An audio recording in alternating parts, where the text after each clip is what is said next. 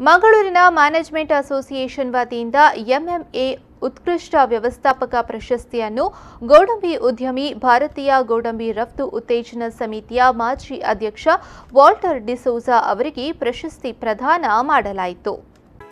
ಮಂಗಳೂರಿನ ಓಷನ್ ಪರ್ಲ್ನಲ್ಲಿ ನಡೆದ ಕಾರ್ಯಕ್ರಮದಲ್ಲಿ ಕರ್ನಾಟಕ ಬ್ಯಾಂಕ್ನ ವ್ಯವಸ್ಥಾಪಕ ನಿರ್ದೇಶಕರಾದ ಹಾಗೂ ಸಿಇಒ ಮಹಾಬಲೇಶ್ವರ ಎಂಎಸ್ ಅವರು ಪ್ರಶಸ್ತಿ ಪ್ರದಾನ ಮಾಡಿದರು.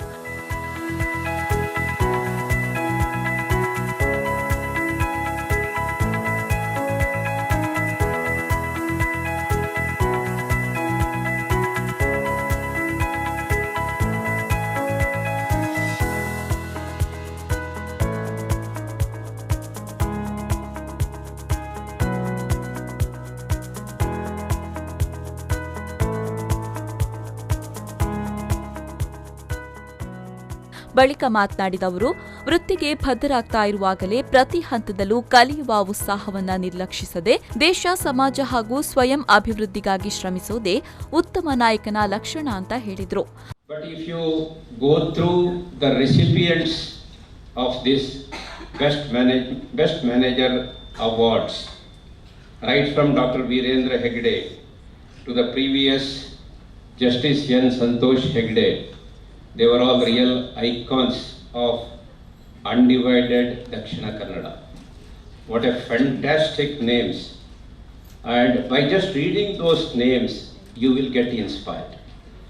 And I'm sure that all these 22 awardees as well as the 23rd awardee, they have taken this award to a new high by their extraordinary contribution to the society.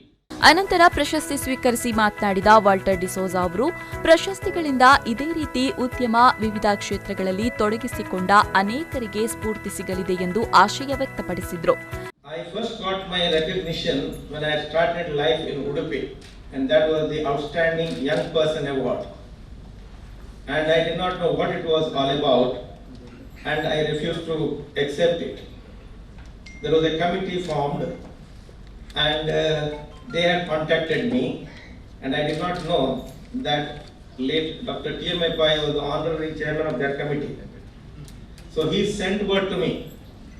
I think they told him that I was not accepting it.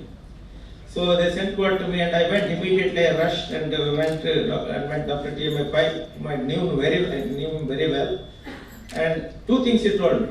First, in a loud voice, he said, "How dare you say that you cannot accept?"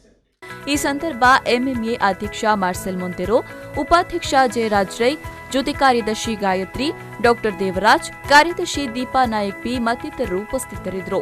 Aditya Rao, ವಿ4 news 24/7 Mangaluru.